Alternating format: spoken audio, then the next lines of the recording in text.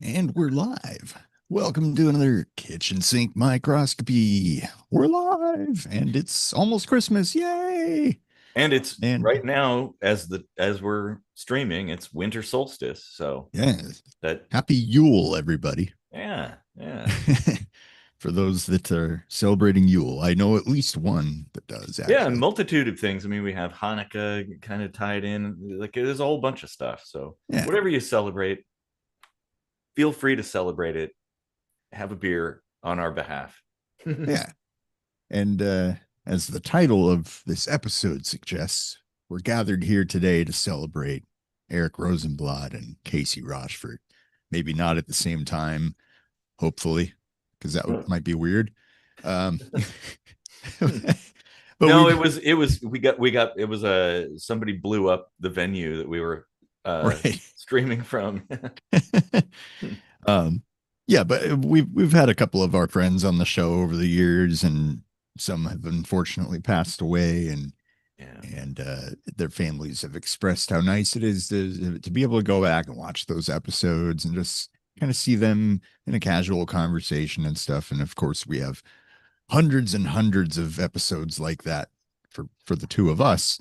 But what Mhm. we don't actually have is a way for us to say things to those who were left behind that we would like to say. And being almost Christmas, it's a good time of year to put some good thoughts out towards people and Yeah. say a few things about what we're proud to leave behind, what our legacy is and stuff. Or Yeah, and even hopefully will people be.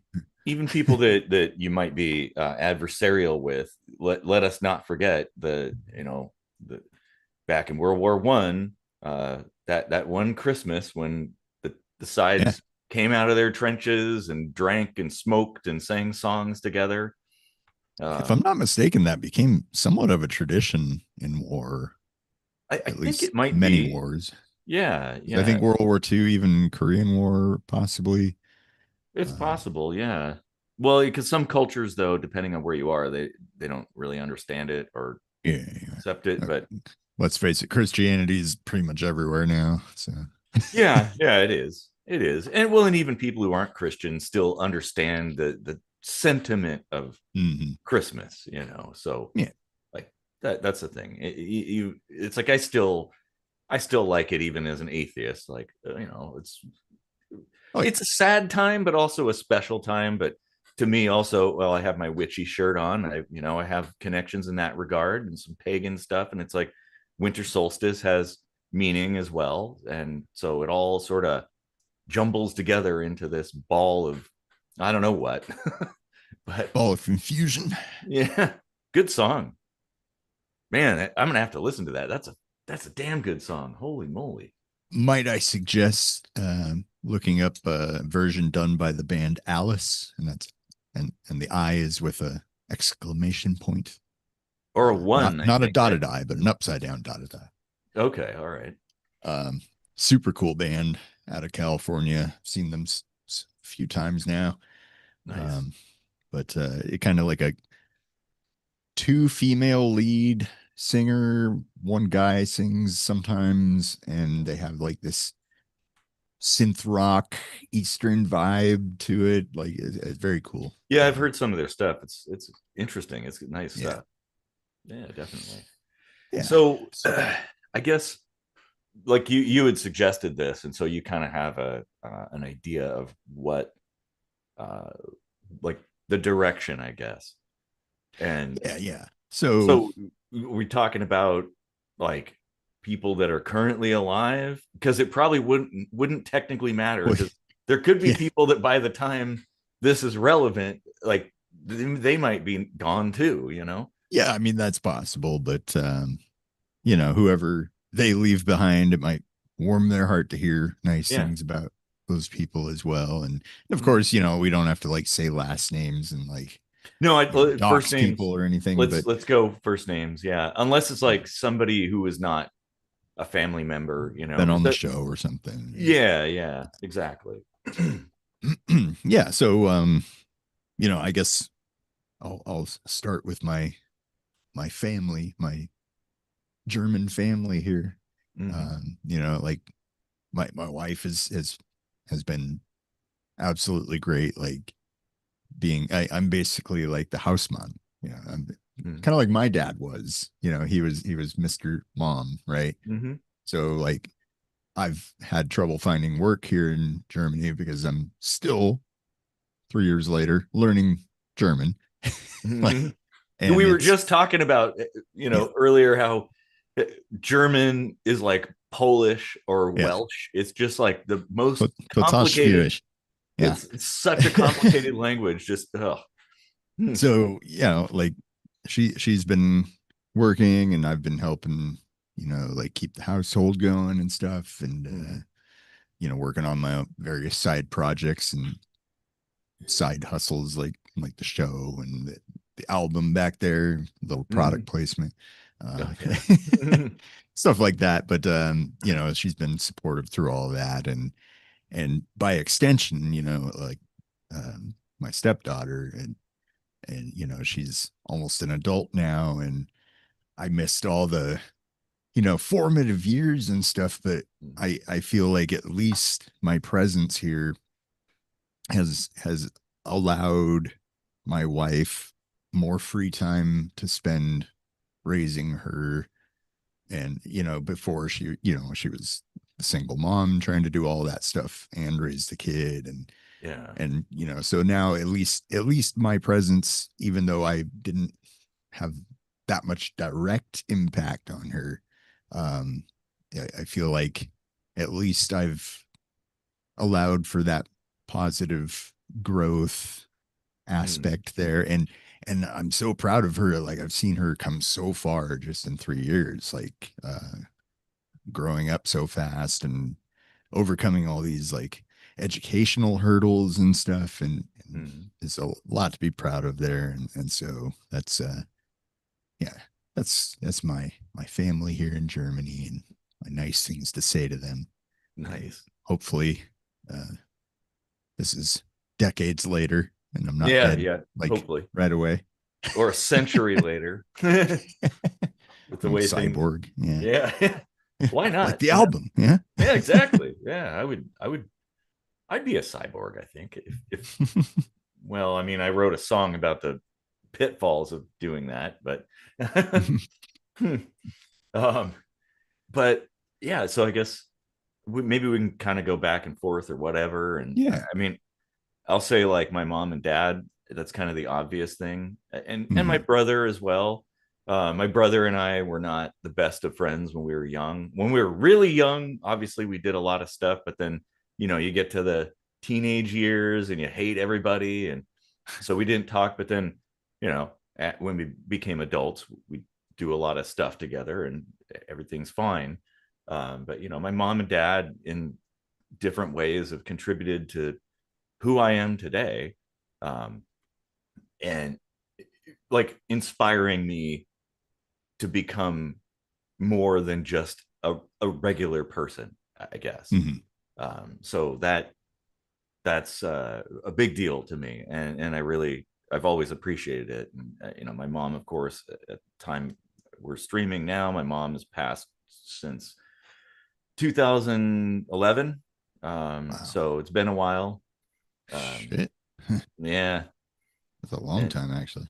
I know. Wow. And it's weird too, because sometimes I will still have this notion that, like, oh, I want to tell my mom about this thing. In my head, I'm thinking, oh, Mhm. I got to tell mom about that. And then I'm like, oh, yeah, I can't.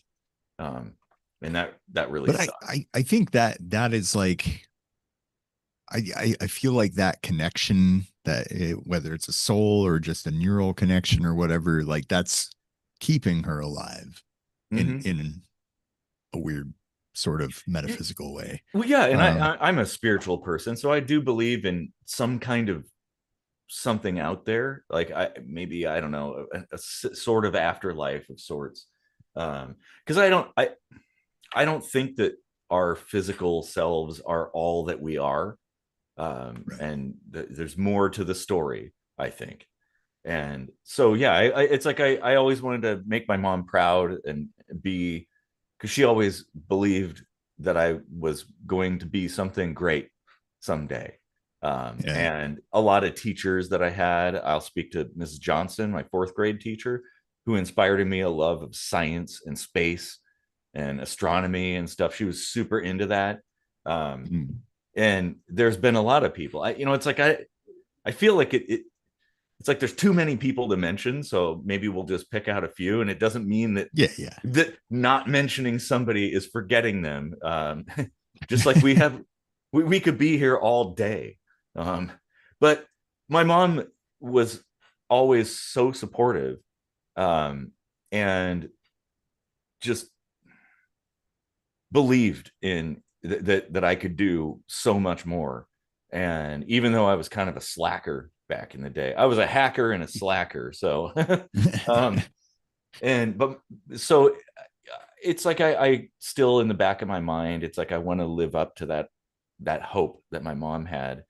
And my dad, of course, he instilled in me kind of like a lot of adventure, a spirit of adventure.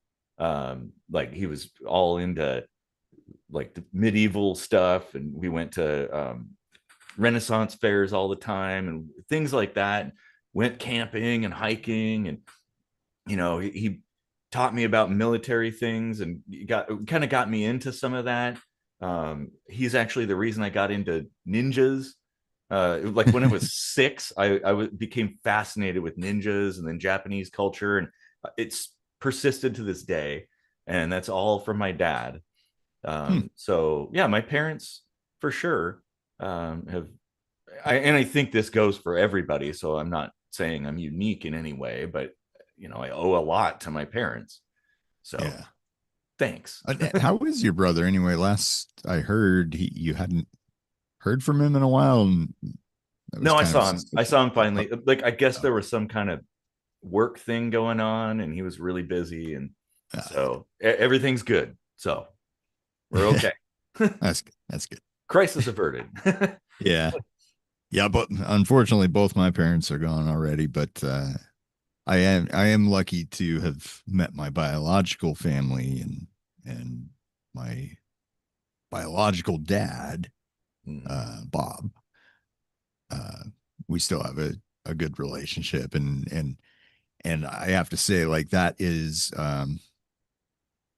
super lucky, like, to be adopted and then find your family and then have the dad be the one that is all super happy to have you in his life, and totally accepting as if 20 years had never passed. Mhm. Like, I was just immediately accepted in the whole family, like grandparents, cousins, aunts, uncles, all of them, Wow. step grandparents, even, like, in fact, my step grandpa is the only one on that side alive now, and Mhm.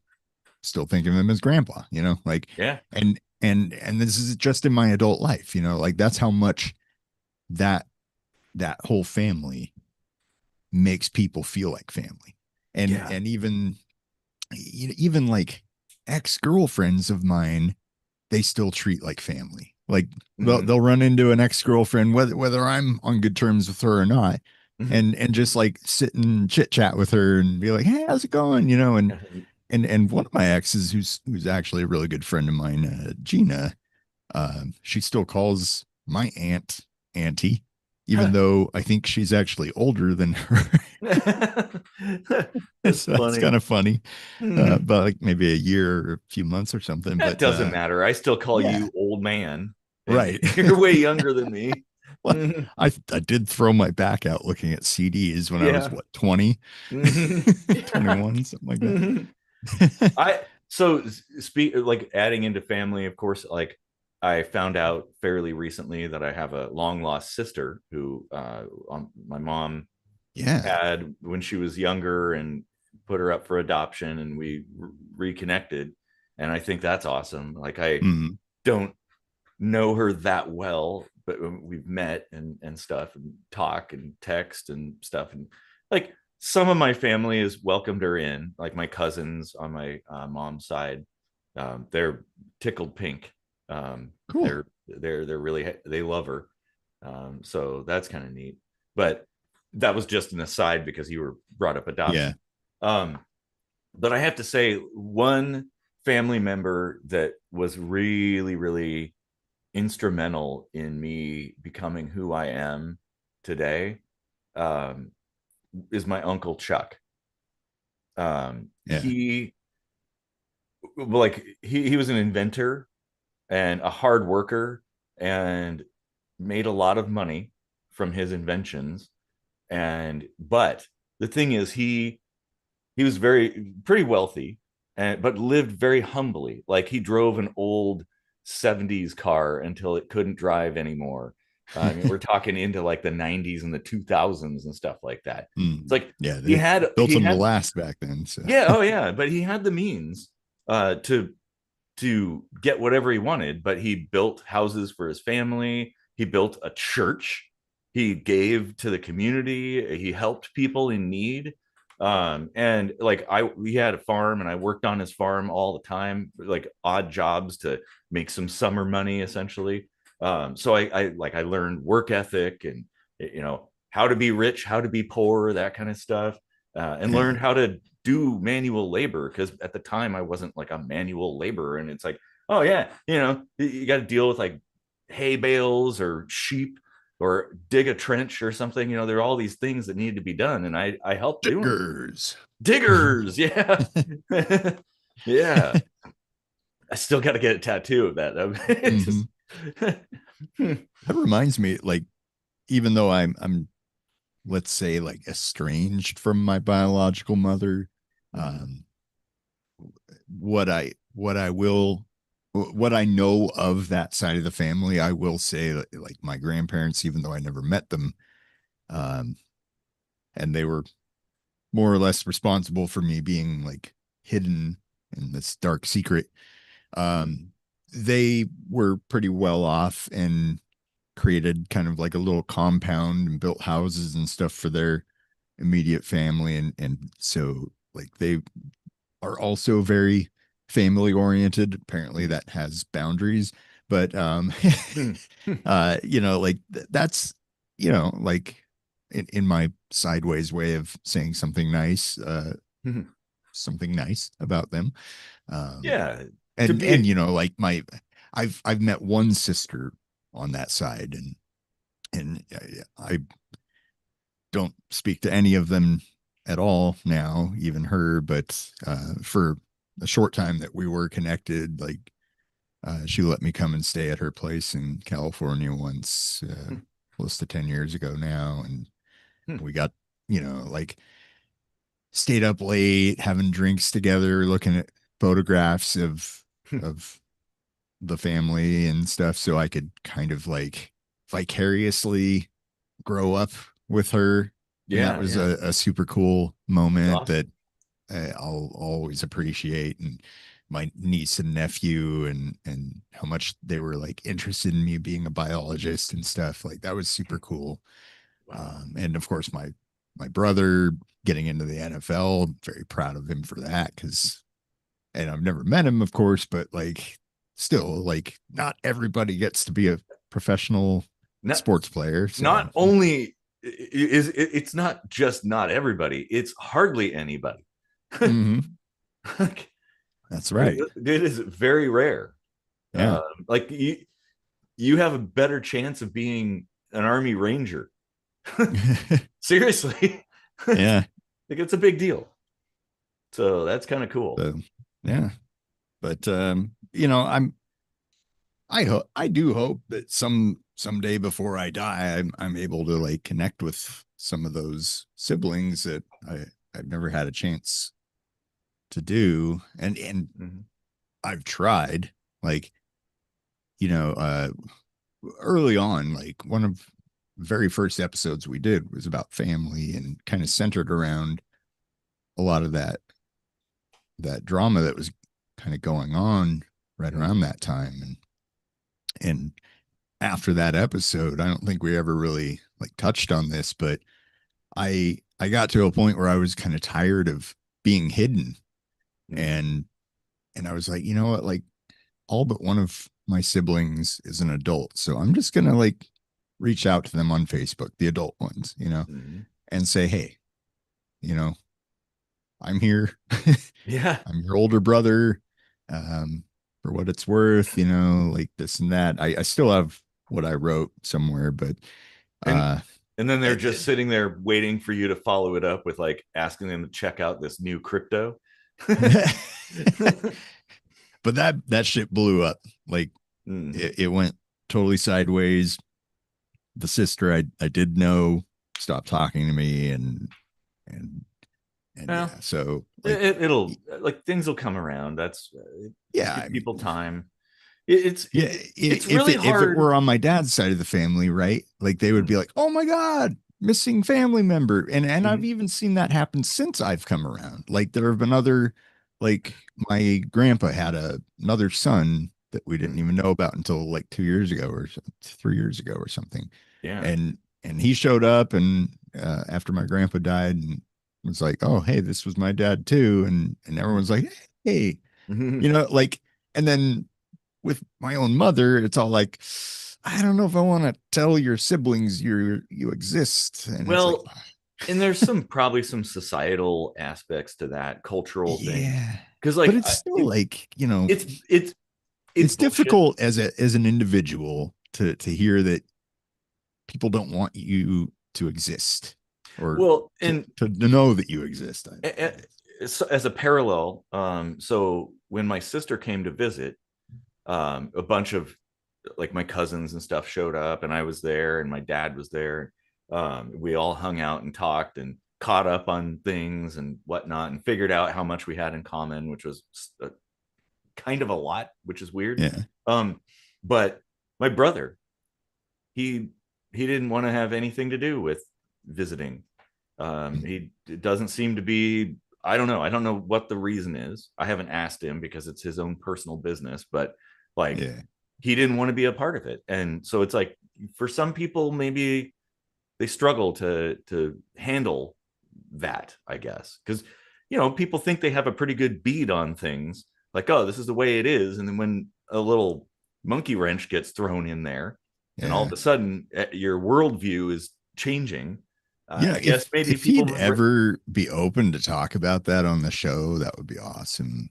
Um, yeah, just because like I would be curious from my perspective, like what the thought process behind that is, because like if it were you, I would have more of an understanding of that because like you're the oldest or you were the oldest son mhm. in your perspective, So and now I'd be the now middle you're not. child. You're Yeah. the middle child, right? Like, Hmm. but he was always the youngest. He's still the youngest, Yeah. So And I would imagine whatever I mean, not reasoning. everything is framed in age. I understand, No, but no, but there's probably parallels in reasoning between your family and my family in that regard. mhm. But I don't understand it because I was ecstatic knowing that I had a sister, and I was like, I always Yeah, knew. I like in the back of I would have dreams and stuff that were really vivid about this girl, ever since I was young, that was part of my life somehow, and it's like even her name is the same as it was in my dreams, and I'm like, that's really fucking weird. uh which like those kinds of things reinforce kind of my spiritual beliefs about yeah. there being more to the story there.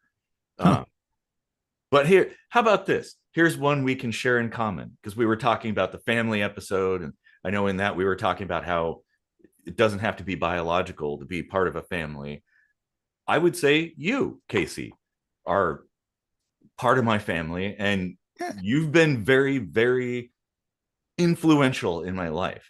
Obviously, like think about it. Like, we were friends before, we were then roommates and wrote a bunch of music together, and Yeah.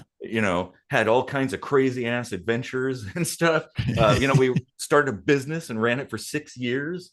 Now we're running this show. I mean, it's like crazy, but like For almost that. 7 years. Yeah, yeah, I know. Yeah, But it's crazy. that's I had you on my list here to yeah. bring up as well because like yeah, like more than 20 years of getting into different various antics and adventures and Mhm. ventures even like the business and this like I feel Yeah. like what we do here and there have a lot of like impact, more locally with the business, but like here, I mean, we've had people all over the world watching, Yeah. and who knows what that influences. And I wouldn't even be here without you, actually. Like, you saved my life literally uh in 2007 or something, right? Hmm. Like, when I was going through the first cancer. Yeah. Yeah. Yeah. Well, and I think also our conversations that we've had over the years and various arguments and debates and whatnot, and I know from a musical standpoint, because like I kind of got you into using I think it was mod Mod plug plug. tracker mod plug Yeah. tracker, um and then obviously we kept on going Fruity Loops and stuff, Yeah. and we would drive around at night after going to Bertolino's and getting tea, the nuclear tea, and Oh like God. basically trade off listening to each other's music. And you Mm. see that was a big thing, because it's like, well, I had like a companion in music who could appreciate what I did and critique what I did, and I would do the same to you. And I'd hear something that you did, and I'm like, holy shit, that's awesome. I better step up my game. I like that. The other song I'm working on is crap compared to what he just did, and actually because of you, because you always, even from the early days, did vocals in a lot Mhm. of your stuff. Back in when we were recording stuff on cassette deck and like sending it over modem, and I was burning it to CDs and stuff. Like, you always did vocals, and you inspired me to do vocals, which Mhm. completely altered the landscape of the music I was doing. Yeah. Um, and so like that's a huge thing. So it's like I owe that to you, essentially. Um, Yeah, and and as far as like things to be proud of leaving behind, I would say music has got to be one of the big ones. Like, yeah, yeah, because it's I only make it for myself.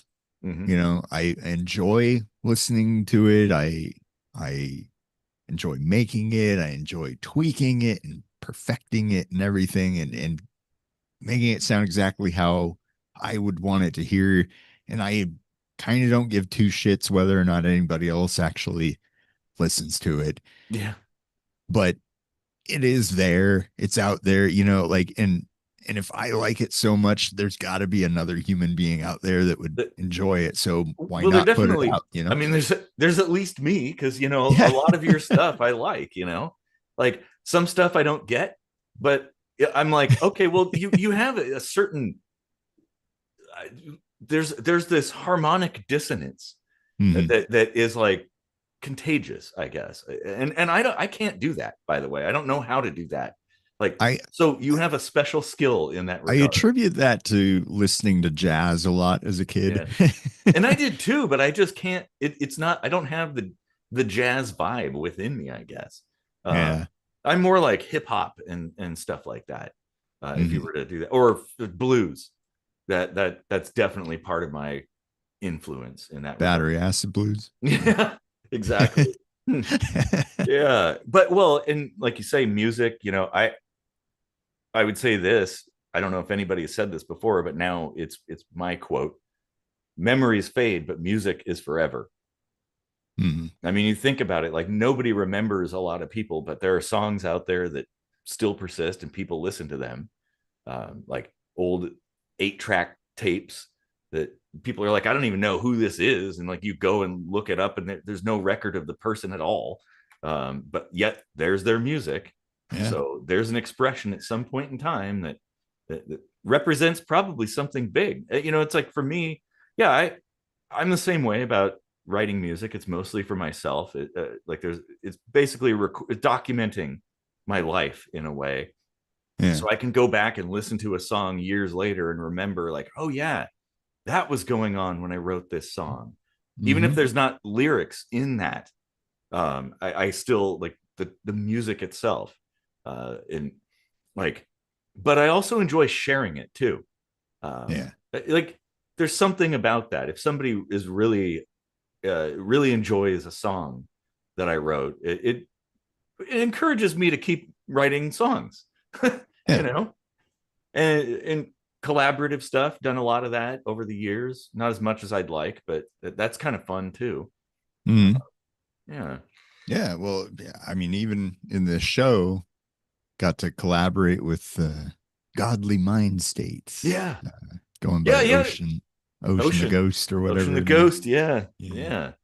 Like, That and was fun. that turned out super cool. I mean, it was like I kind of recycled an old song that was, it was actually kind of like a Christmas song that I did back in like Mm-hmm. 2002 or something. Yeah. And it had like such a cool beat, and I was like, wait, if I slow down the BPM on this and just like take out some of the Christmassy vibe, it's actually a really cool beat. And he was like, yeah, that's the one. And he laid down some rap to it, and then I did like a little piece to complement it, and Yeah. it turned out super cool.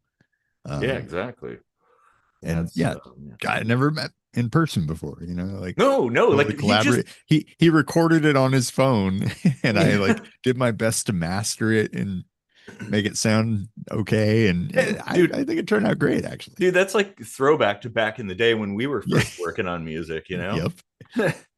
just kind of cobbling it together. Yeah, it's fun. Hmm. It's fun doing that. And yeah, so you have another one Well, that you yeah, like I guess since we're on to friends, you know, a mutual friend of ours, like Joe, mm-hmm. uh, like I can't I can't even count on all the available digits or otherwise appendages hanging off my body. How many times this guy has helped me in my life? Like, Yeah, going back same to here. like, I met him in, I don't know, I was in the fourth grade or something, Mm. and I was I barely knew him at this time, right? I met him at a birthday party for my other friend Will, who I'll get to in a moment. But Mm. I'm on the playground, right, at Catholic school, getting bullied, and Joe walks out, totally nonchalant, like a Coke or a Pepsi or something in his hand. All I wanted was a Pepsi. He wouldn't give it to me. Um, no. Uh, and I was like, Joe, this guy's bugging me, and he just like grabs the guy by the shirt, and then he's like, whoa, and he took off running. He just like didn't even he didn't spill a drop of fucking cola, Mm. and he just stood up for me, and we were pretty tight from then on, and like first time I got cancer, we moved in together, and he would kind of help out with the business later on when I Yep. got cancer again. Mm-hmm. And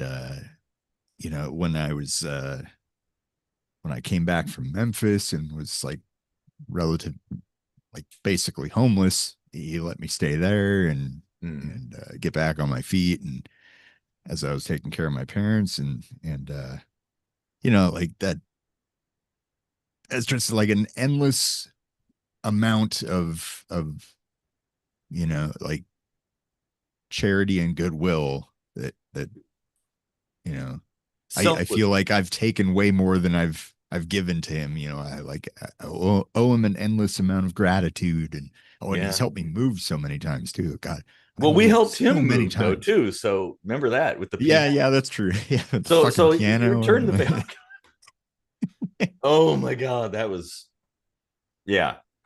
But hey, that's what friends do for each other, right? Yeah, yeah. and Joe's always been kind of a selfless person, but he's also one of those people that kind of eggs you on too. Like he's always the guy that kind of gets things going, right? Because he doesn't. I can tell he doesn't like things just kind of being stale and regular. It's like there's got to be something happening, Hmm. and if there isn't, he'll make it happen. Yeah, Yeah. but yeah, Joe's been a good friend too, and it helped me out a lot. And well, and I don't know if it's helping, but he pawned off one of his ex girlfriends on me. Um, um, but Yeah, yeah. I've done that to friends too. So, I mean, it it wasn't bad though. So that there's at Hmm. least that, and that ultimately led to us being roommates, you and I being Yeah, roommates, in yeah. kind of a Briefly, tangential all way. three of us were roommates, and then Yeah, she took off and left the left the cat. cat. Yeah. My ass is on fire. Oh man, that cat. Oh my god. Yeah. Well, speaking of cats, I'd have to give a shout out to Floyd, who was our mascot until Yep. just this year in October. Yeah. Like, And didn't you get him from an ex girlfriend that yeah, sort of an ex-girlfriend. I'll get into her. She's more of a very long-term friend. It goes, giggity? it's like, well, it's more like Picard and Guinan sort of Mm. Hmm. relationship. So like they never really explain it, but obviously there's it defies um, the physical realm or something. But Yeah. yeah, so yeah, she had a cat that wasn't getting along in the household, and she really loved this cat who was Floyd. And she asked people like, "Hey, is there anybody that can take him on? Because otherwise, I'm going to have to get rid of him essentially, to who knows who, like the shelter or something." So Yeah. I was like, well, all right, I'll give it a shot. And she dropped him off, and he was a butthead. Well, he was always a butthead, but he was a bigger butthead then, and got into all kinds of trouble. But then he finally settled in, and he was just like part of the house. Like the energy of the house was Floyd. Um, and he would always come up and hang out here while we're recording and stuff, and occasionally come up and just yell and then go back down. um Always and rubbing on the mic. yep, rubbing on the mic. Yeah, and he was a very unique cat. And I've had cats growing up in like family households and stuff, but never me myself, living by myself with one cat here. Mm. And it it was a good thing. Like I call him little buddy. He was just like a really sweet cat for the most Mm. part, and did things that cats generally don't do. Like he would, if somebody knocked at the door, he would run to it and sit and start meowing. If I came home, he could hear my car driving up into the driveway, and he'd be sitting at the door. And the second I opened the door, he'd meow and be all excited and be all up in my face and stuff like that. Um, he was like a ninja cat. He could jump from the mantle down to a table. Like I've never seen a cat that could jump this far. And but he did like interesting things. He was just like a quirky, weird kind of cat, and just kind of perfect for this household, honestly, and perfect for me. Mm. um I mean, he was there through all kinds of things, and it's just really weird with him not here now. Yeah. So, and I don't know if I'm gonna get another cat or not. I mean, that's how I was too. My cat Lucretia died about 4 years ago. Yeah, I remember that. Um, and she was like totally like the most cuddly cat ever. Like some cats are just like, fuck you, I don't want anything to do with you. And she Hmm. was like had to be as close to my face as possible. Like Yeah. I would be sitting on a chair and she would like if I was like slightly reclined, she would be able to just like rest right here, Hmm. like up in my face, while I'm trying to eat or whatever. And and then after that, I was just like, you know what, like I think I just need some time to like be untethered from an animal and like detach from any expectation of what the next animal would be like, and Yeah, and that's and good. now like I've basically inherited a dachshund that's got like a very similar quirky personality that's like Mhm. super unique and cherishable and it was like perfect timing. So That's uh, good. yeah, that worked out well. Nice.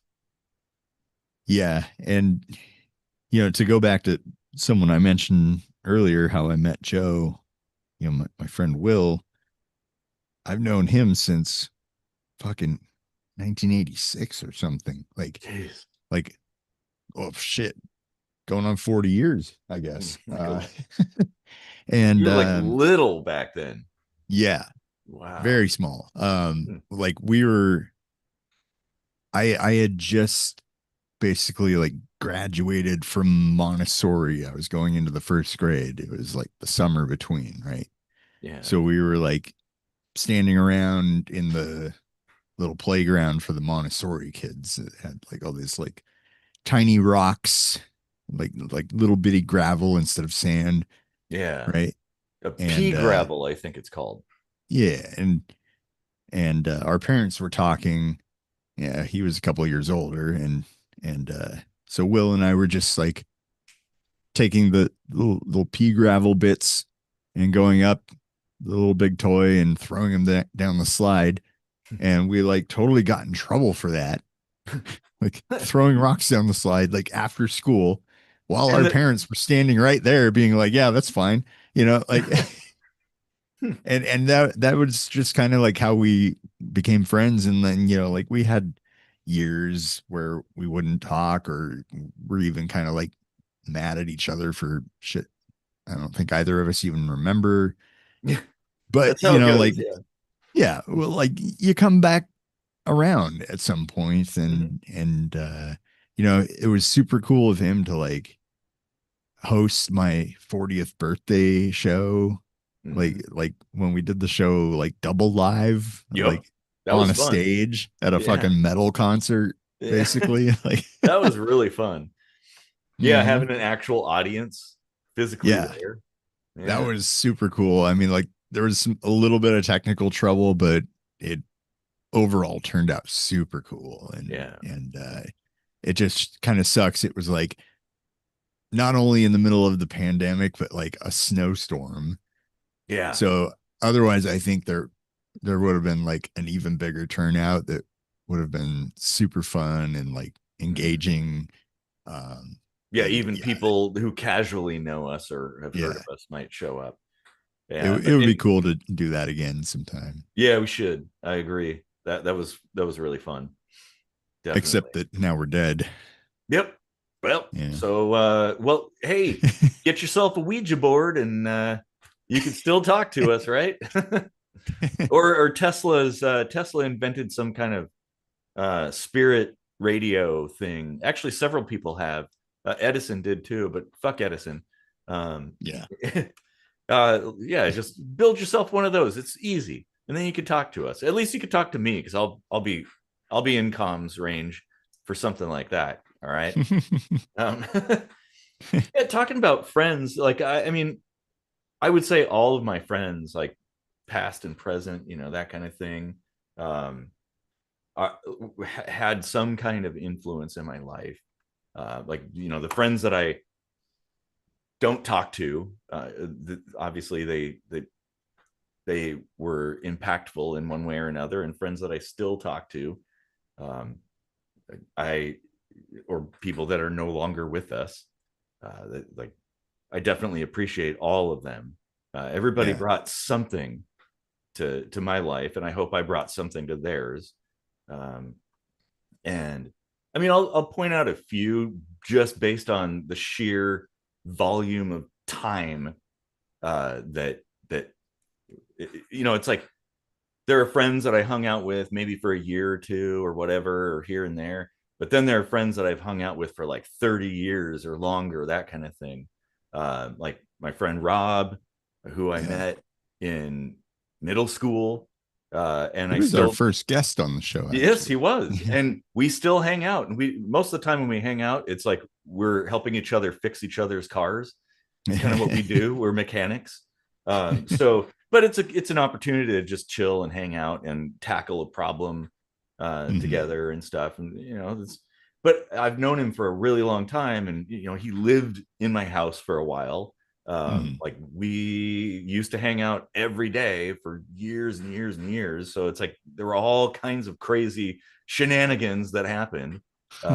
Same thing with my friend Mario, um, who's connected with another friend I'll talk about later. But like Mario, same thing. I actually met him because I was dating his sister back in middle school. And like he would always ask me to like, because me and my friend would ride our bikes over to her house so I could hang out with her when her mom wasn't there. Um, and I'm actually friends with her mom still to this day, so that's cool. Giggity. Yeah, but so every time Mario would be like, "Hey, can I ride your bike?" And I said, "Yeah, yeah, go ahead." But he never did. And then at some point in time, I would come over there and we would talk about things like, and we realized we both liked video games. So then we got into playing video games together, and then we got into just hanging out, doing everything together, and like oh my god, just decades Yeah. of experiences there. And we wrote music together too, so that was another. I got him into digital music because he was all Nice. into piano and just hated the idea of doing anything on a computer. He's like, oh, there's no soul in that. And I'm like, no, no, trust me. And he finally ended up doing that and wrote a whole bunch of songs. So, that was a huge influence. Um, Nice. let's see. I mean, my friend Aaron, who I don't hang out with anymore just because he lives in California, like he and I did art together and hung out and worked on all kinds of things. And he lived near the school. So my mom would drop me off every day and then we'd walk there and walk back. And then my mom would pick me up. So we had all kinds of time to hang out. Really cool guy. Got like he changed the way that I do art because his style, he was like, he he's a very accomplished artist, very very good. And so it was one of those things where you're a dumb person and you hang out with a smart person, and now you don't want to be the dumb person anymore. You want to be at least close to the level of the smart person, so you better yourself. And so his art style influenced my art style to improve. And so I definitely appreciate that. And yeah, we had all kinds of adventures too. And of course, our mutual friend Sutton, who I randomly met through coffee. Like Yeah. there were two groups of coffee campers at Sherry's, and he was in the other one. And there wasn't a lot of crosstalk there, so like I don't know exactly why, but at some point, like we ended up hanging out and realized like, oh hey, you're cool, and now we hang out and work on things again, car projects sometimes. Yeah, the Bronco. Oh god, holy shit, that was a project and a half. But like rewiring a Bronco. um yeah, Well, but we yeah, also have Sutton. the third member of ALTAiR, Oh yeah. who Hmm. goes by Shane now. Um, Yeah. and Yeah. yeah, over 30 years, I've known him at least, because I've known him since like middle school. Uh, and goddamn, we got into a lot of shit together. Like there were so 2003 was definitely like one of the apex years of my life, and Yeah, same here. that like you and I and Shane were involved in that. But Shane and I also had like an apex year between like 98 and 99, even into 2000, where like, man, we got into so many shenanigans and so much like even like legal trouble and stuff. Well, I'll tell you, Just the stuff that Mario and I did, yes, definitely mhm. crossed a lot of lines. Yeah. So yeah, I completely, I see that. So like, even though like some of the stuff we got up to wasn't always on the up and up, we always had each other's backs, and I still stay in touch with him on the regular, Mhm. and bounce a lot of music off of him, and Well, he's fucking pretty music. into music too. Yeah. He's like, like one of those autistic music fucking wonders, where like he just knows like all this shit about It- everything in the yeah. music world, Yeah. like all kinds of details and stuff, He's like the music shaman. and even music theory and stuff like that. Mhm. Like, and so like his feedback was even though he didn't like really write a single note of Mhm. ALTAiR songs, like he really shaped Yes, a lot of the uh, stuff we did. absolutely. Um, Yeah. even even stuff like I wrote separately from you, I would bounce it off of him and like get some ideas and stuff. So like he, speaking for myself, he shaped a lot of my own music Oh too. yeah, And yeah. Well, and of course your music influenced mine, so by yeah, extension, yeah. And the thing is, like when I first met him, it's like one of those things where your friend has another friend that you've never met, and they introduce you to him, and usually it's kind of awkward, and you're like, okay, I don't really, you don't know how to interact and what that kind of thing, and over mm, time you develop that. But no, with him it was like immediate. I was like, yeah, oh yeah, yeah, he's on my wavelength. Like, yeah, like yeah. it just felt totally natural. Just like, oh yeah, we're hanging out, and yeah, well, why not? Just come and be part of our music project, you know? Well, I mean, like, and I to this day, I still think about sometimes certain moments in our band history Mm, where we were all hanging out at our apartment, mm, drinking beers and standing in the kitchen, and we were talking about getting the album ready and stuff, and we had beat one, still didn't have a name, right? yeah. And Oh yeah. and and we were all like just kind of like going around, and I think Shane said something like, at the time he was really like in ACDC and power and stuff, and he was like, it's got to have some kind of like power to it, like a battery or something. And you were kind of like, man, it's got this like psychedelic vibe, kind of like an acid thing. And I was like, battery acid blues. And the Just rest like the is way that came up in like 4 seconds. yeah. And we Yeah, I were all like, know. that's the name. Oh man. Yeah, that was awesome. Oh my god. Yeah. That, like memories like that are just, man, like I don't know if this will make any sense, but if you think about like consciousness as a three-dimensional plane, Mhm. like that is one of those heavy gravitational moments that kind of makes an indelible mark in the space-time of Mhm. memory. Yeah. um Well, and it's a more of a fourth dimensional kind of yeah, thing, really. Well, yeah, especially if you're talking space time, then it's definitely four dimensional. yeah. But maybe even too many more. too Yeah. many beers. No, I totally agree. Yeah. Well, and I also want to, you know, send appreciation to all my partners, both past and present. Hmm. Um, except for, well, maybe, well, I still appreciate ones that left in a sour way, shall we say. Um, but yeah, I appreciate everything that they've done, and our interactions and experiences, and it's kind of like magic to me. And so yeah, Hmm. partners, and having partners, like, see, because for me, I don't really, a lot of people, they burn bridges, right? When you, a relationship, a romantic relationship ends, people are like, yeah, no, whatever. And then, other partners are like, no, you can't talk to that person. And so they disappear essentially. Um, and that's not how I am. I save my old love letters and things like that, and cards, stuff like that. And I'm in contact with a lot of people.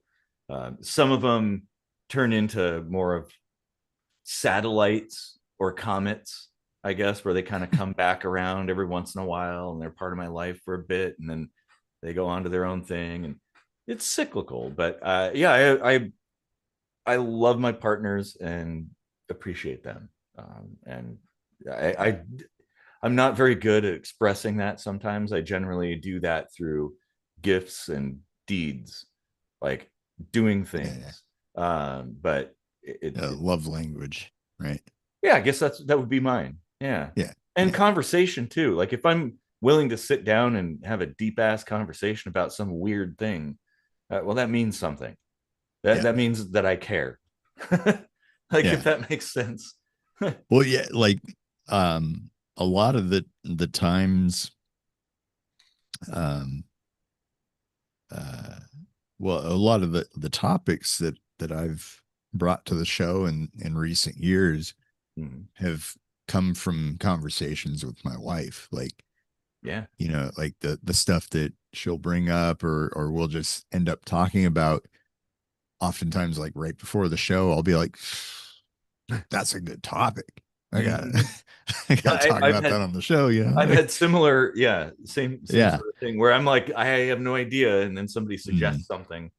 Um, And yeah, I've had other relationships where topics were suggested, you know, um, but al- almost every conversation I get into with my wife, I feel like eventually stems into some kind of, whether it's something I'm thinking about later, you know, I'm like, oh, you know, like that would make a good lightning strikes twice or something, you know, like even if it's like small stuff, you know, it's stuff that gets me thinking and I really appreciate that. and I And know we've had topics that we brought up for episodes that involved like experiences within the relationship itself yeah, that are the product of like, oh, something in that regard. yeah. Well, yeah, like there's one relationship I probably won't give any kudos to that Mhm. ended in some like legal mumbo jumbo that it was just like unnecessary drama that kind of left me with like a lasting anxiety. You Mhm. know, like that person can choke on a dick. But Yeah. Mhm. you know, like, you know, and you know, I do echo your sentiment to a degree. Like, you know, there's no sense in burning bridges like for petty reasons, Yeah. but you know, there are certain situations where you have to kind of detach from a certain toxic presence. Yeah, that's exactly what I was going to say. Like the one that left here in a cop car, I don't hold Yeah, any resentment towards that, towards her, and like what happened because I kind of comprehend where it came from.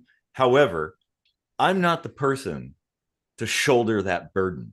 yeah, Like I don't have the candle for that. yeah, So yeah, I'm going to keep my distance. And there's other people that for various reasons in the past and whatnot. right. That's like, okay, that's just too much for me.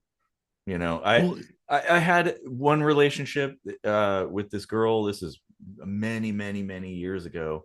Um, who was in a state of constant crisis. So every day somebody did something, or there's this thing, or there's that, and it's like, oh my god, the sky is falling, and it's like, look, that's too much noise. I can't take it. Like, I don't want all of that. Like, sure, there's things that happen, but it's like when it's every single day and it's a different thing. Like, okay, that's too much for me. Some people enjoy that, right? I mean, I love a challenge, but not that kind of challenge. yeah. So it's like, okay, I'm gonna walk away from that and not engage. Leave you I've to your own devices. I've been that guy that was too much for someone.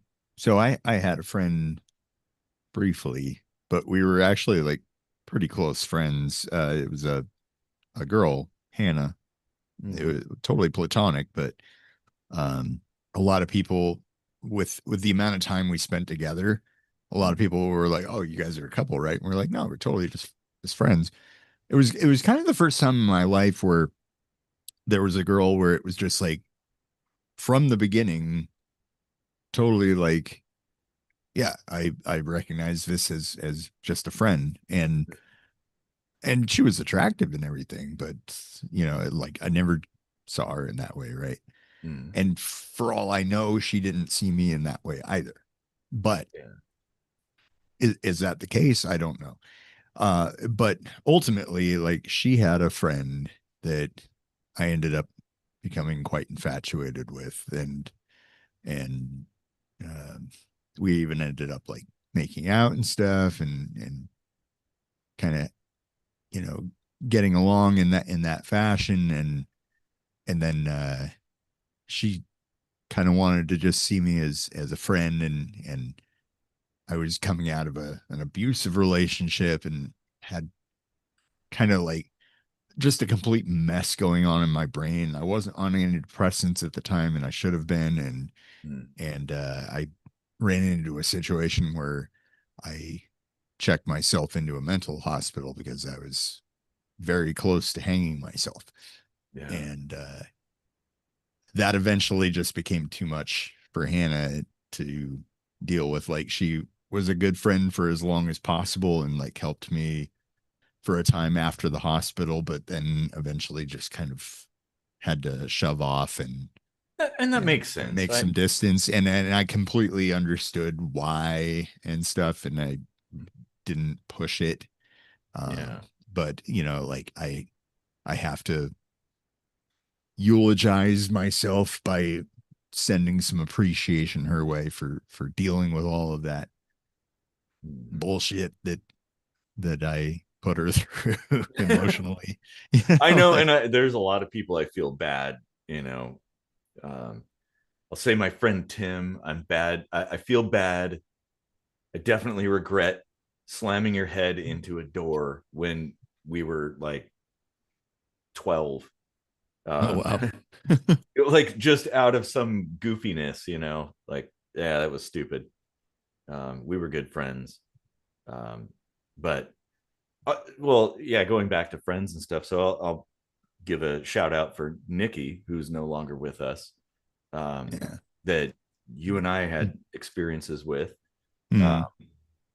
and like, you were into her, I know, and this caused a little bit of bad blood. I wasn't into her, but I was into her friend. And then, like, somehow it, like, So she wait, let's back up here. yeah, yeah. So so my first wife went to high school with Nikki. Mhm. So I met Nikki through my first wife, Okay. right? And then the divorce happened and I moved in with you and Mhm. blah blah blah. And then I went to a party somewhere, like a mutual friend with Joe, and then one of my ex-girlfriends, Ariel, showed up, and her best friend happened to be Nikki. And I was like, "How do you know Nikki?" Ah, well, I know Nikki through my first wife and blah blah. Or at Mhm. that time, it was just my ex-wife. Yeah. But I was like, "Oh, that's small world," and blah blah blah. And she happened to be single, and I was single, and I was like, "Oh, you know what? Hey, uh, and then I invited her to like move in with us, which was like kind of a dumb move to. I mean, I was young, Well, exactly. Yeah. you know, but yeah, like then we got to this situation where like you were kind of into my ex Ariel, and Mhm. then I was Well, into Nikki, but Nikki was into yeah, you, and yeah. It was this weird kind of weird geometric pattern. And yeah, I there think, was a lot of weird oh, I stuff know. going on around that, like. So I remember when Ariel and Nikki, I think, both came over for the first time to our place. Hmm. Uh, and I saw Ariel, like, I think you had opened the door or something, and Ariel was coming up the stairs, and I just like kind of froze. Oh, that was weird. Camera glitched at the same time because I was like, I can kind of see my future here. Like, she's something special. And I hung out with her a few times and stuff, but and talked, but like nothing ever came of it. Um, but I don't know. There was something, I don't know. I got this weird vibe. So I was totally into her. And you were totally into Nikki. And yeah, Nikki moved in, and then somehow Nikki latched onto me. And then we got into it a little bit, and and then and you It was moved such out. a confusing time because like when you weren't around, she would like make out with me or like have her tits out or something, and Yeah, like, and it was so confusing. I know. I know. Yeah, exactly. I was like, And, what and the hell is going on here? that's sort of, I guess, when things started shifting for me as far as relationships go, to be more fluid. Mm-hmm. Because like, yeah, I remember you moved out, then it was just Nikki and I in the same place for not quite a year. And then Nikki got all weird about stuff and was like, oh, I want to be celibate or something. And so I was like, well, I'm going to see some other people, I guess. You know, and then it just kind of opened up from there. And like, it got a little bit, again, kind of weird. Mm-hmm. Nikki was a very unique person. And Yeah. so, but so the thing is, like, I stayed friends with Nikki though, like the whole time.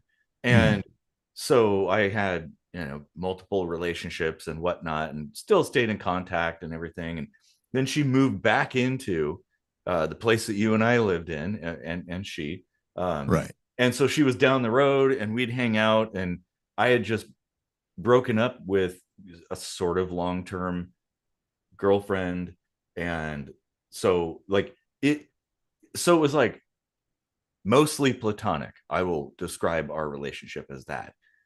Like, we'd fool around here and there, but like in general, most of the time it's like I'd go over there, we'd make popcorn, we'd watch Red Dwarf and just sit there or cuddle or whatever. And then, you know, or go places, and go to open mic night down there at the Antique Sandwich Company.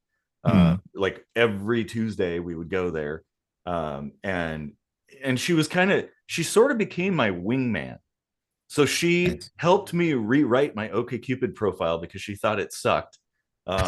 And she would always like have my back about all kinds of things, and we'd talk about things. And you know, it was really, really awesome. And yeah, I mean, just until cancer took her out. Yeah. Like, she was a really big part of my life. And and the thing is, like, this is where it's like some people would say, well, but you know, there's that every once in a while physical thing. But it's like, well, that just sort of was a thing that happened every once in a while. Most of the time we would just hang out, you know, just Yeah. we're just hanging out, walking in the park, you know, doing things and stuff. And I, Well, I and miss the that. uh Aureolus was written for her, actually. Yeah, I know. One of Dude, speaking of songs that you like, that song, man, every time I hear it brings tears to my eyes. That is a beautiful fucking song. Yeah, Wow. it is gorgeous. I love it. Like, even like the very earliest first version, I could feel something Yeah. in it. There was like, I don't know, there's some magic inside that song that That definitely was like a magical song the way it came together, because that is probably the only song I've ever recorded in this way. And what I did was, like, I came up with this really ambient tune, right? Mhm. And and it sounded super cool. And I was like, you know what? Like, I feel like there could be almost like a slam poetry over this. Yeah. And so I hit record and just put some lyrics over it Mhm. right off the top of my head, never wrote them down. One take, which Mhm. I never even re-recorded. Yeah. Like, all I did was splice it ever so slightly to make the timing feel a little bit more, Yeah, yeah. snug. Mhm. And that's the only modification I ever made. And that was it. Like, and then at some point I added a little bit more of a drum beat to, like, give it a little bit more punch Mhm. and like a dancey vibe almost. And that just like, and it's almost like my Bohemian Rhapsody. It doesn't Yeah. really have a chorus. It just, like, it goes, and then all of a sudden there's like this melodic part. All of a That's sudden the it's part. mostly spoken part, and then Yeah. there's this melodic part that comes out of nowhere, and it's like, whoa, goosebumps. you know But then it goes back yeah. to like almost kind of like diminishes and then kind of goes away, like walks Mhm. away essentially. And that was the thing. That was the like, I guess the sledgehammer in that Yeah. song. Because I remember you were like, I was listening to it and I'm like, yeah, this is, this is all right, But then like once that uh like melodic part came in, it all tied together, and I'm like, oh shit, this is a masterpiece. This is Yeah. amazing. And yeah, goosebumps and stuff. And like, I'm like, yeah, dust in my eyes, I think, or something. Because it was beautiful. Um, and yeah, so I guess we have Nikki to thank for that. Yeah. Man. Yeah. And kind of funny story on that. Like I I never told her that I kind of wrote that with her in mind, but I played it for her when we were roommates. I was like, hey, I got this song I wrote. What do you think of it? And she was like, I don't know, the lyrics are kind of cheesy. And it's like, all right. Oh man. But I'm not changing them. Nope. No, it's perfect the way it is. I think like Yeah. it's To be fair, she just had issue with the part where I said, or did you? oh yeah. Okay. Yep. I can Yeah. see that. Yep. I was like, yeah, okay, but yeah, I'm still gonna leave it. Well, because it'll speak to somebody else in some Mhm. other capacity. So that's all right. Well, and it hit with the drums too, and yeah, Yeah. Why change it, yeah. Well, so do you have any others?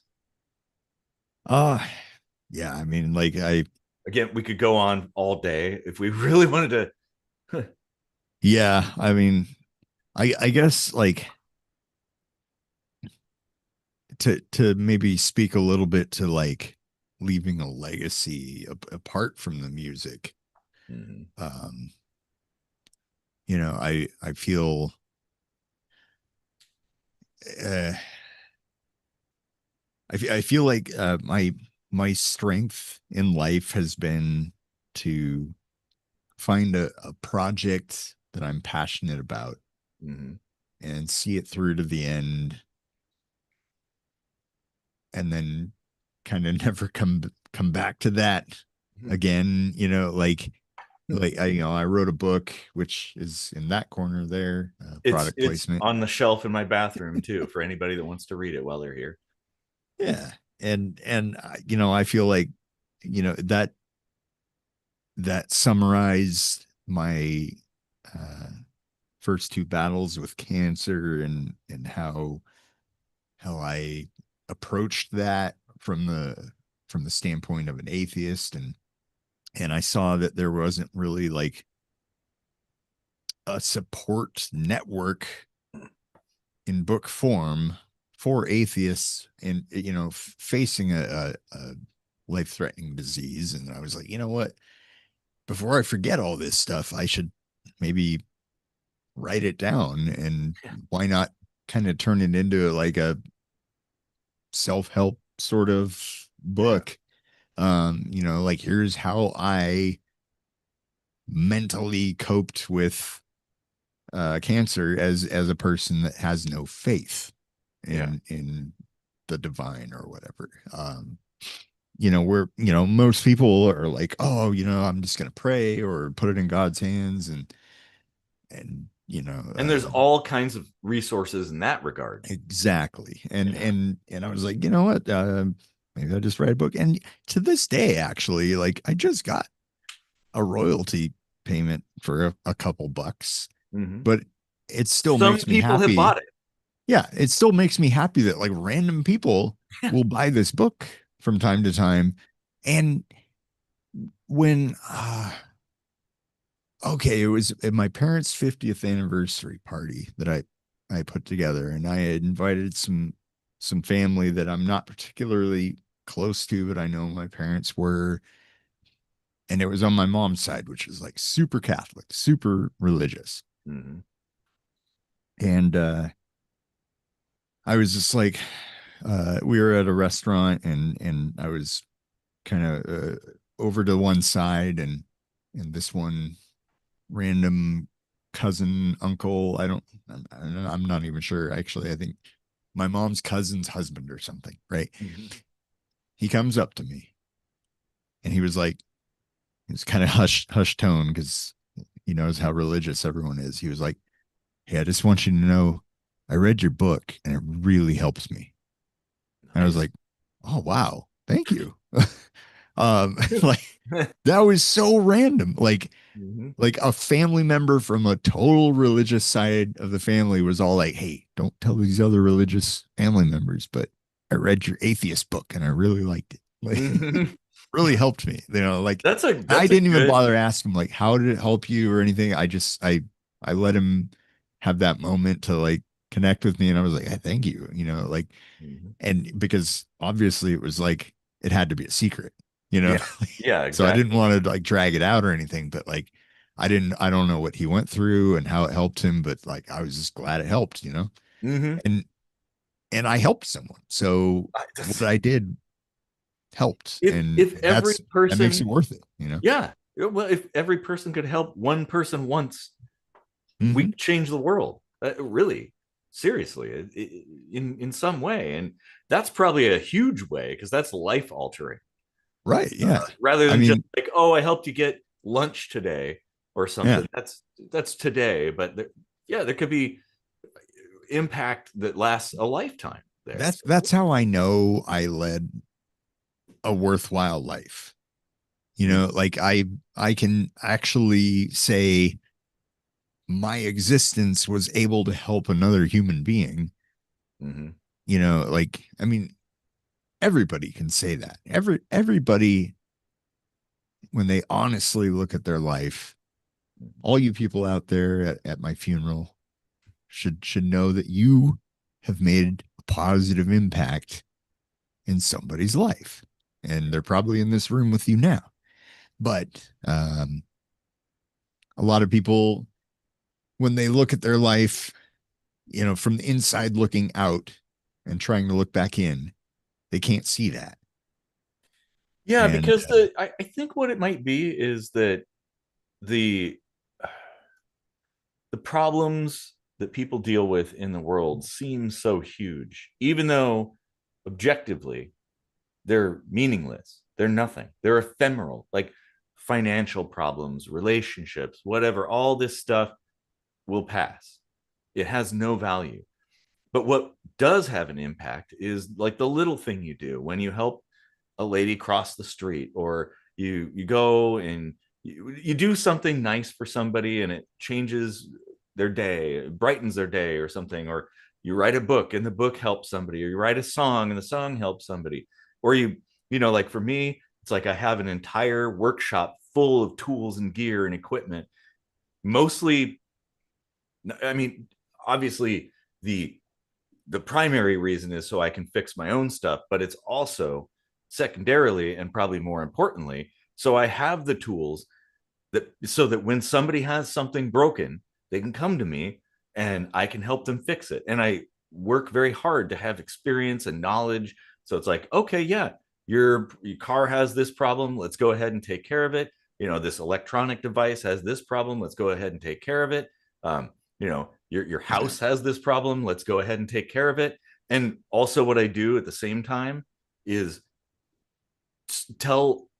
explain what I'm doing, so that now it isn't that I'm the one that I'm not a crutch. I'm a village elder, right? So yeah, now I'm instructing them how to do it for themselves in the future so they don't feel helpless when they're faced with a similar problem. Now they can be like, "Oh yeah, I know how to do that because everything was explained to me." And I think that's really valuable because it's like I don't think you can change the world through politics or bullshit like that, or religions or stuff. No, you do it community. yeah, You help one person at a time, and you don't, and you know, well, tying in religion, I guess it's like the whole Jesus thing, you know, give a man a fish versus teach a man to fish, that kind of thing. Like I prefer yeah. the latter, but sometimes the former is necessary in the moment. But Right. Well, you yeah, also, that's the real message is like yeah, both are necessary. yeah, Like you but you have to can't do help one people. without the other. That's the thing. Yeah. Yeah. Yeah. And yeah, like sometimes I feel like our show is like a modern PBS, like Mhm. the Mr. Rogers and the Sesame Street and stuff, like we're able to tap into the really important parts of being a human, and Mhm. Yeah. what it means to like make an impact, and Mhm. the truly important things in life. It's not about how much money you make or what kind of car you have. No. Like, none of that shit matters. None of that shit follows you to your grave. None of that is part of your legacy. No Yeah. one has ever said, you know what, that guy was so cool because the car he drove was like a V8 with this hydraulic transmission and blah blah blah. Like, The only nobody time said that. somebody might say that is like, so Jay Leno, he has in his collection a Hmm. car that a kid, a 16-year-old kid, built from scratch. Oh So wow. that could be something that somebody could be like, oh yeah, a kid built this car by hand in like a farm. Says more But about the kid than Jay Leno, though. this is Like, true. Yeah. Yeah, exactly. But no, you're right. And now it's not to say that you shouldn't indulge in fineries from time to time, but you have, like, it's a matter of balance. yeah, Like, okay, don't make that your goal. That's just part of the journey. Like, hey, every once in a while you stay in a nice hotel, you got the money to do it, you eat something really awesome and you have the resources to pay for it or whatever to make it, but that's not the end of the story. yeah. The human experience is all there is, and at the end you'll have nothing except whatever you Mm, leave behind. And it isn't financial that'll matter, because you know what happens? Families come in, they grab all your shit, and it goes to thrift stores, and then there's an estate sale and nobody knows who you are. It's just there's a price tag. That's how what they know. And then they right. get it and they sell it and it goes away. And all that's left is your headstone and some memories that will fade over time, Yeah. unless you leave something lasting. And it doesn't matter that you have a monument. That's the thing. Like, the goal is not to have a monument. Like, I don't want to be glorified for having helped a bunch of people. I just want to know that I've helped a bunch of people. That, like, hey, Right. all of this work that I've done to put together my life has had a beneficial impact on other people, and the world is a better place than when I Right. came. That, It's that's the reason I wanted to do an episode like this, for Christmas and stuff, is because like that is one of the greatest gifts you can give to somebody is your appreciation, like your yeah. heartfelt appreciation. Like a friend of mine from elementary school, Conan, uh, messaged me some years ago that um, he saw my journey beating cancer and then going back to college and getting my degree in biology and stuff. He That inspired him to go back to college, and someone I met in college, an autistic guy, um, saw my journey writing this book, and that inspired him to write a book, and he told me that, like, so things like that like really stick in your memory, like, hey, something I did positively impacted the world for this person, and allowed them to do something that may have positively impacted other people's worlds, Yeah. like, and that ripple effect, it didn't start with you. It was it started somewhere way back there, but you kept it going, Yeah. and that's what this episode should be, like, is reflecting that out, and that actually reminds me, I should give a huge shout out to our friend Walter Flakus that was on the show, Yeah. from Stabbing Westward. Mhm. um that was such an influential band for me growing up.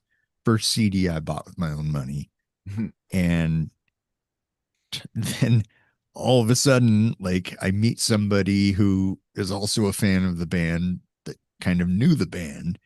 And when we get married, the band brings us up on stage that night and fucking does a song for us. Yeah. Like, that was a huge, like, moment in life where you're just like, wow, this is like a one of a kind moment. Hmm. And several people happened to catch it on video, and I was able to compile like a live music video sort of thing for it. And that was such a cool moment. And then Walter came on the show and talked goth stuff with us. That And, was fun. That you was know, really it wasn't even about like being a fanboy of the no, band or anything. It no. was It's all like about like Star Wars and goth stuff and music in general. And yeah, it was like you just met somebody at coffee and we're talking about like, oh yeah, oh you're into the yeah, same thing, huh?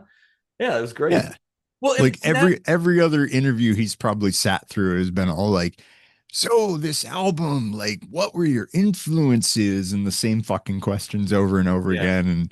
And we're Well, all and like, this is Star Wars, man. That's cool. Yeah. that's the thing like that I'm all about is digging Mhm. under the surface. Because yeah, that's the that's the kiddie stuff, right? That just oh, just talk about the music and the band and what you're doing and blah blah. It's like, oh, you're a celebrity. Like, I don't care who you are, man.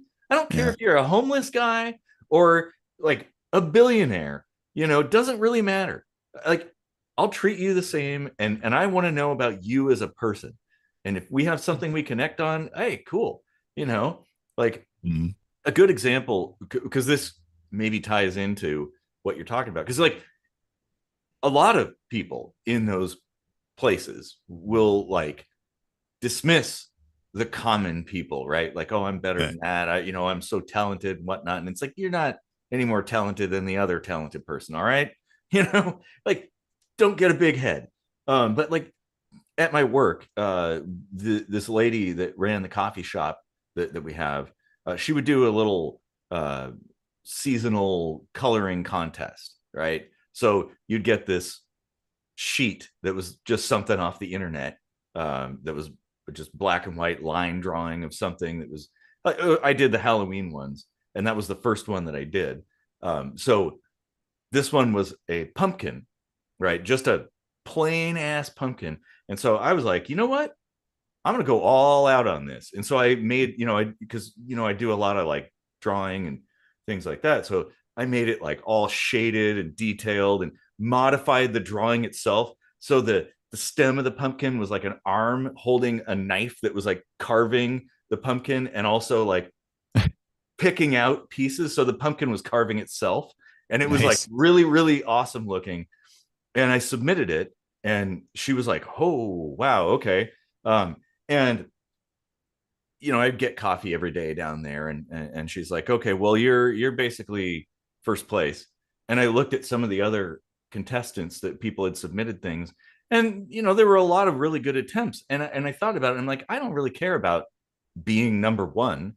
So I was like, no, no, just put mine up there and be like, here's one, but then nix my entry and then start below that. So give the other people a chance, because Mm. and so it's like, hey, here's something to aspire to, but you did a great job, and so you're the best of this group, or whatever. I don't know, but I couldn't. It's like, having skills and stuff. I don't want to show off, although I do Yeah. like it sometimes. Like, doing that coloring thing. It's like, because people don't know. They don't know who I am. I'm just another coworker, and now they could be like, whoa, there's more to this guy than just IT, Right. you know. And so yeah. Yeah. Oh, I Yeah. I do. mean, Oh. there's fun in that, to like pull out a hidden talent or It, something. it And feels good to flex every once in a while. Well, you remember yeah. when we went to the bar and like kicked everybody's ass arm wrestling? Remember that? Hmm. Like the scrawniest dudes in the bar, and we're like Hmm. Just taking kicking on. everyone's ass. Oh man. Oh, so yeah, I guess the last thing would be a fairly big part of my life, and my BFF, Andrea, who I've known since middle school. That's how I met my really good friend Mario. Um, I remember I was in class with her, And back in middle school, you're an idiot, right? Don't know anything. You're socially awkward and all that stuff. But I wanted to get her phone number and stuff. And so I had my best friend Scott at the time. Scott was a really good friend too. So shout out Scott. You know who you are. Um, um, but I had him, like, I wrote a note and had him deliver it to her to say, meet me in the library at lunch.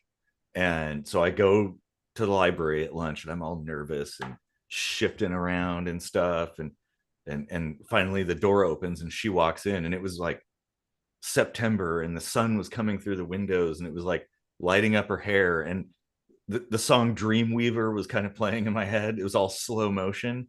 And she came up and sat down with me, and we dated for a while. And we had like off and on, like you had mentioned before, like sometimes you hang out all the time and then you don't. um, and then you do, and it's like no time has passed. And so that's kind of how it was. Yeah. But like, yeah, we've been through a lot. And that's her cat, that Floyd, that lived with me. Yeah. And I helped support her through a lot of stuff, and she's done the same for me. And like, it's she's really important to me, and I feel like I don't express that enough.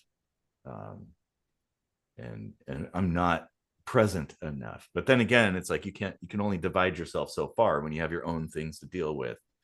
Yeah. And I think people like you and I, where we,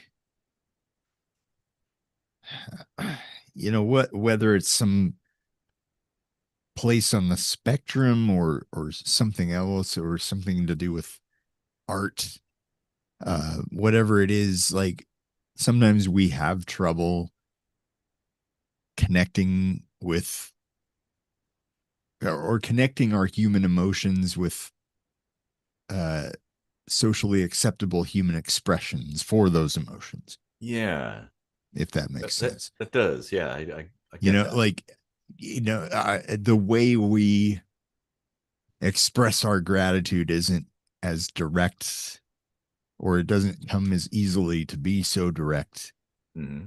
in the moment anyway. And that's why I think episodes like this are important for us to do every now and then, to like connect with that human grounded level. um just like that family episode in our first season. Yeah, I think um it's like self-reflection and analysis hmm, and things that needs to be done every once in a while yeah. to kind of make. Like when my parents were dying, it was clear to me that they didn't have long, and I had a lot of opportunities and a lot of things that I intended to say and just couldn't find ways to say them, and I would like awkwardly try to put things out there. um but ultimately I have to know for myself that they raised me, they knew me, they knew how I expressed myself and everything, and Mhm. and they they knew what I was trying to put out there without me even putting out the effort to put it out there, if that Yeah. makes sense. Like, but it was hard, like just as being me, and being aware of how I am, and trying to make it easier on the outside world. Hmm. That's a struggle sometimes. Like, And I find it difficult sometimes to articulate things.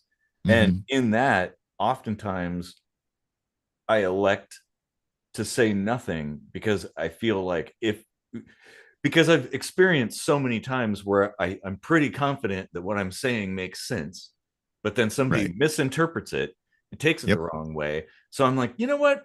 I'm going to err on the side of caution and really say nothing, um, Yeah. or say very little at the very least, um, Yeah. because I, yeah, I'm not so sure of that I'm going to say the right thing, Hmm. and but I think that's okay. I don't think there's anything wrong with that. I don't know. It sometimes saying little, saying less is saying more. I mean, there's that phrase, less is more. Maybe Yeah. just being there is better than having the correct things to say. I don't know. Yeah. Because I'll say I'm not necessarily well. Obviously we're good at conversing. I'm not necessarily good at formulating an emotional, impactful statement that makes sense and whatnot. But I am good at making things, fixing things, um, doing art and stuff like that. And it's like, oh yeah, okay, I could do cleaning and organizing. Well, the That's an way act of you and intelligence. I express those things is through music, you know, Yeah, yeah, like absolutely. the emotion that we're able to put through, um, you know, like your song, "New Love," Mm-hmm. like the emotion in that tune, like that's the one for me that would give me goosebumps, and Mm-hmm. I put some lyrics to that.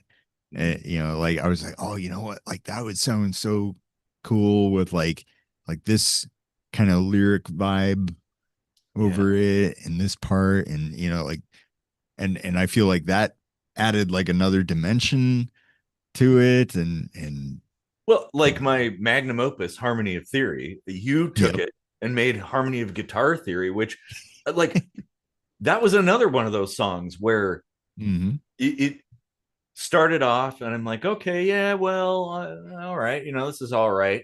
But then, like, it got into like I guess you could call it like the chorus section, and it just was like a tapestry of gorgeousness. And I'm like, whoa, those layers, all Yep. of that stuff coming together, it just expands it so much. Holy shit. Yeah. But I still like the original too. So it's like everything Yeah. there's good in all of it, right? Mm-hmm. Like I have a collection of a few of your really old songs from back in the day, and I'll listen to them and I'm like, yeah, that's I don't know if I like that one better than your new version of it, but I like the other one as well. Like, oh, this is if I'm in the mood for that kind of song, it fits. Yeah. It's good. Well, and that really, like, the legacy, I think it for me is actions, deeds, improving lives, and music. Yeah. Like all of the songs. I didn't just write songs for the sake of writing songs. Well, I mean, sometimes it just depends.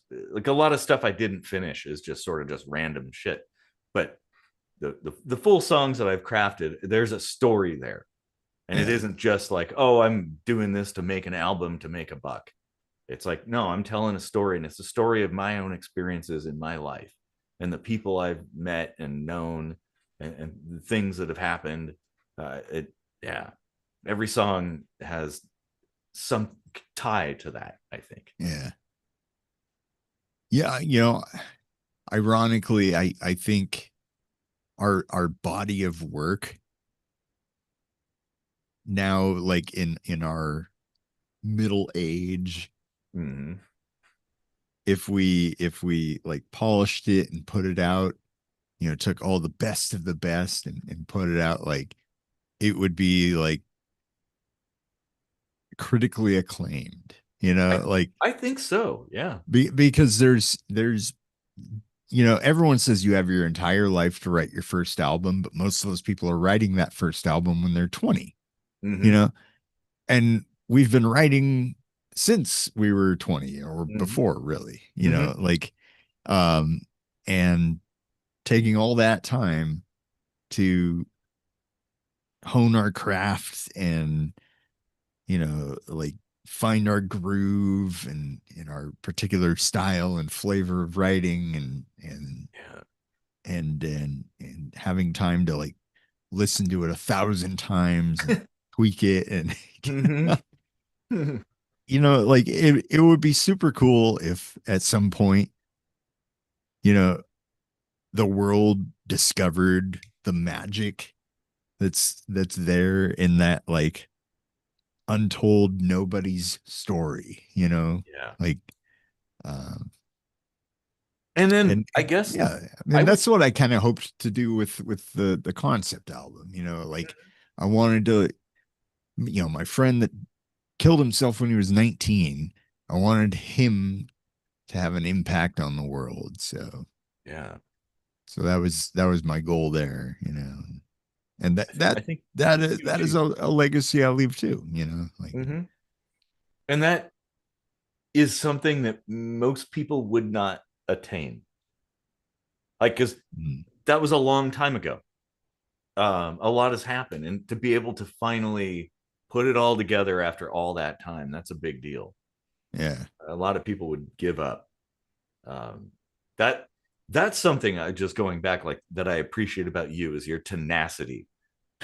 You're like dogged, like, oh, I'm not going to stop until I get this done. Because I'm Yeah. the kind of person that I'm a total slacker. You know, I'll procrastinate and like basically I create little lists and things, and I'm like, okay, I'm gonna get some things done, and then I can slack, right? The goal is to slack a little bit. Um, so it's a different MO, I guess, there, but yeah, and it's kind of interesting how the fusion of our two different musical styles, how it came together, which we call shadow synth, um, Mhm. like are different influences, which you would think wouldn't mesh, but it does. Right. And and the thing is, like, there are people, as I recall you saying that there are people who have heard our music and don't know whether it's you or I doing the vocals. Yeah. It's just like, hey, well, that's a compliment, actually. Like, we're fucking good. Well, yeah, I've had more than one girlfriend even that couldn't tell the difference. Wow.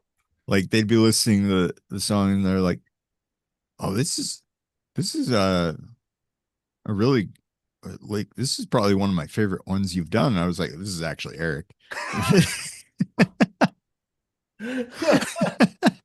Well, you know, they say that women that spend a lot of And time I together. don't take that as an insult or anything. No, no. I was all like Eric's a good fucking writer, you know? Well, Like, they say that women that spend a lot of time together, their periods start to sync up.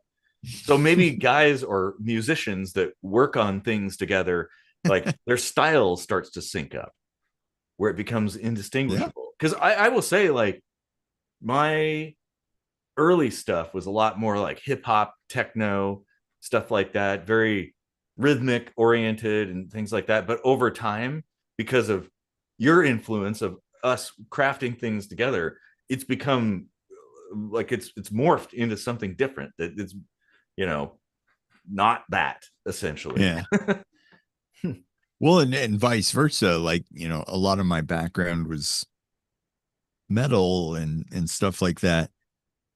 And a lot of my early stuff, like with the lyrics and all that stuff, were kind of in a hip hop uh timbre, let's say, you Yeah. know, like less melodic and a little bit more rhythmic based. And a lot of that came from you know, like you said, we would feed off of each other Yeah. and you know what I would do would influence you, and then I'd hear that, and that would influence me to do the next thing, and we go back and forth like that. And Well, that's why I consider like 2003 to be kind of like the golden era because we mm-hmm. lived in the same space. And Yep. so it's like, oh, it was really easy to just share music or sit down in the same place and work on it or drive around and listen to each other's stuff. Um, and it was good because we had like crossover schedules. So it's like, Mm-hmm.